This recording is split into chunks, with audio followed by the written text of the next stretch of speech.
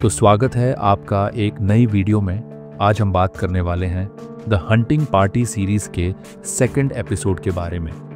Episode की शुरुआत होती है ओहियो 1998 के फ्लैशबैक से, जहां हमें दिखाया जाता है कि क्लेटन जेस्प का 16वां जन्मदिन मनाया जा रहा है। लेकिन जैसे ही कैमरा इधर उधर घूमता है, हम देखते हैं कि उसका पूरा परिवार कुर्सियों पर बैठा होता है, लेकिन वे सभी मर चुके हैं, जिन्हें जेसप ने ही कार्बन मोनोऑक्साइड से मारा होता है। क्लेटन खुद केक काटता है और अपने मरे हुए परिवार से बातें कर रहा होता है।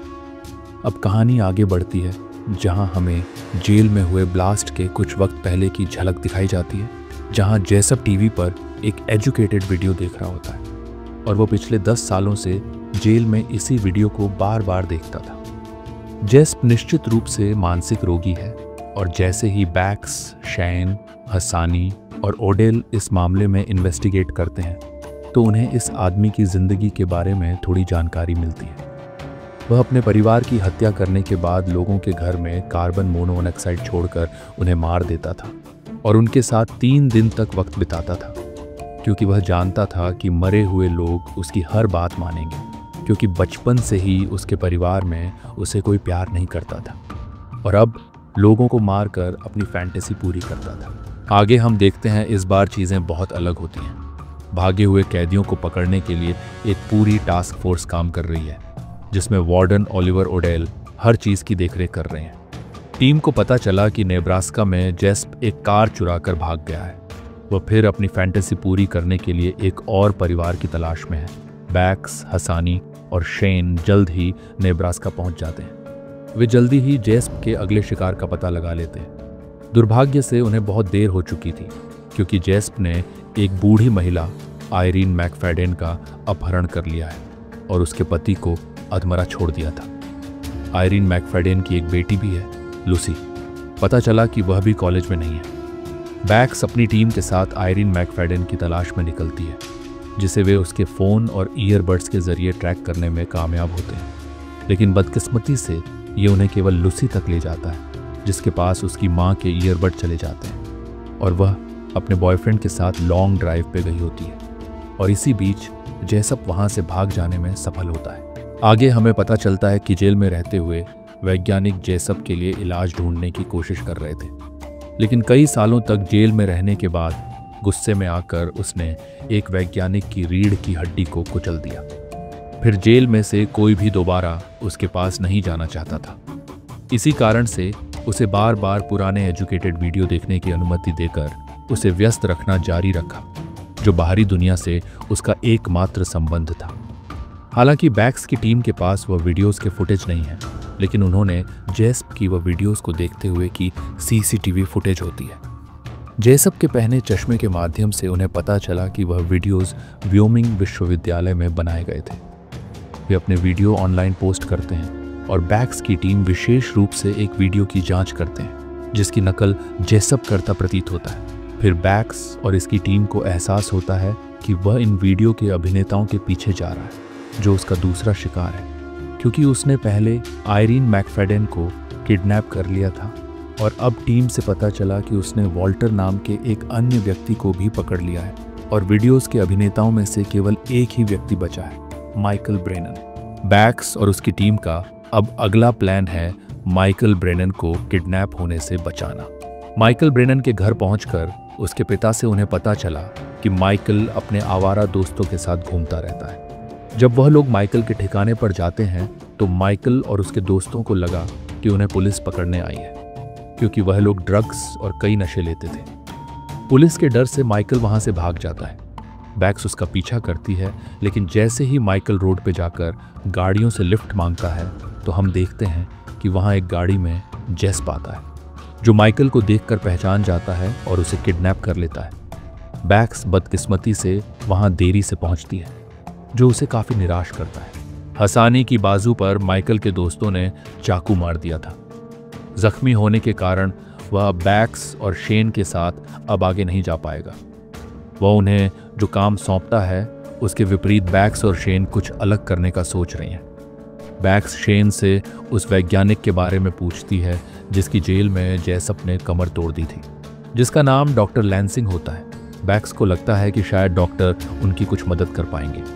डॉक्टर लैंसिंग के घर जाते समय शेन और बैक्स बात करते हैं। बैक्स ने बताया कि उसका अतीत कठिन रहा है, जिसमें एली जॉनसन नाम का एक सीरियल किलर शामिल है, जिसका बैक्स ने छोटी उम्र में भांडा फोड़ दिया था, जो उसकी सबसे अच्छी दोस्त नाओमी का पिता था। हालांकि जो हिस्सा उसने छोड़ दिया वह यह है कि वह वास्तव में भाग गई थी और अपने दोस्त के पक्ष में खड़े होने के बजाय अपने दोस्त को संकट में छोड़ दिया था। और यह कुछ ऐसा है जो उसे तब से परेशान कर रहा है। यह भी बताता है कि बैक्स इन अलग अलग भागे हुए कैदियों को खोजने की कोशिश में इतनी दृढ़ क्यों है। आगे हम देखते हैं शेन और बैक्स डॉक्टर लैंसिंग को उनके घर पर देखने के लिए आते हैं। उनसे पूछताछ करने पर बैक्स को पता चला कि एक दिन डॉक्टर लैंसिंग उसके करीब जाने की कोशिश कर रहे थे और उसके इलाज में मदद कर रहे थे। जेस्प लैंसिंग को गले लगाने के लिए आगे आया था, लेकिन एक गार्ड ने इसका गलत मतलब निकाला और जेसप पर हमला कर दिया, जिसके कारण जेसप ने गुस्से में आकर लैंसिंग की रीढ़ की हड्डी तोड़ दी थी। लैंसिंग वास्तव में फिर से काम पर वापस जाना चाहता था, लेकिन उसकी हालत ने ऐसा होने से मना कर दिया। बैक्स उनसे थेरेपी के बारे में बात करती है कि वह जेस्प को वह वीडियोस क्यों दिखाते थे। लैंसिंग बताता है कि उसने जेस्प के इलाज के लिए ही खुद के घर के बेसमेंट में अभिनेताओं के साथ खुद वीडियो बनाई थी। फिर बैक्स को अंदाजा हो जाता है कि यही वह जगह है जहां जेसप आया हुआ है। शेन घर की तलाशी लेते हुए सीधे जेसप के जाल में फंस जाता है और उसके सिर के पीछे जेसप बंदूक तान लेता है। लैंसिंग अब चाहता है कि बैक्स वहां से चली जाए और उससे जगह खाली करने के लिए मिन्नतें कर रहा है ताकि वह जेस्प के साथ काम कर सके। वह स्वाभाविक रूप से मना कर देती है और जेस्प को घर में तलाशने लगती है। और वहीं शेन और बाकी किडनैप किए अभिनेता को जेसप बंदी बना लेता है और पूरे बेसमेंट में कार्बन मोनोऑक्साइड छोड़ देता है। जैसे ही बैक्स वहां पहुंचती है, वो देखती है कि पूरे बेसमेंट में कार्बन मोनोऑक्साइड फैल चुकी होती है, लेकिन बैक्स बेसमेंट का दरवाज़ा खोल देती है और मोनोऑक्साइड को बाहर निकाल देती है और शेन को होश में लाती है। शेन बाकी लोगों को होश में लाकर बाहर निकालता है। बैक्स फिर जब घर के अंदर जाती है, वह देखती है कि जेसप ने लैंसिंग को पकड़ लिया है और वह उसे मारने वाला है, लेकिन बैक्स उसे अपनी बातों में उलझाती है। जैसे ही जेसप उसकी बातों में आता है तो पीछे से आकर हसानी उसके पैर पे गोली मार देता है। फिर वो उसे गिरफ्तार कर लेते हैं। आगे हम देखते हैं बैक्स और उसकी टीम जेसप को गिरफ्तार करने के बाद पार्टी कर रहे होते हैं, क्योंकि बैक्स हसानी को बिना बताए ही लैंसिंग के घर चली गई थी, जिसके कारण हसानी बैक्स से नाराजगी जताता है और कहता है कि वह आगे से अकेले नहीं जाएंगे। इसके बाद बैक्स जब वापस से FBI के ब्यूरो में पहुंचती है तो उसे ओलिव ओडेल एक कैदी से मिलवाता है और यह एली जॉनसन होता है, जिसे बैक्स ने बचपन में पुलिस को पकड़वाया था।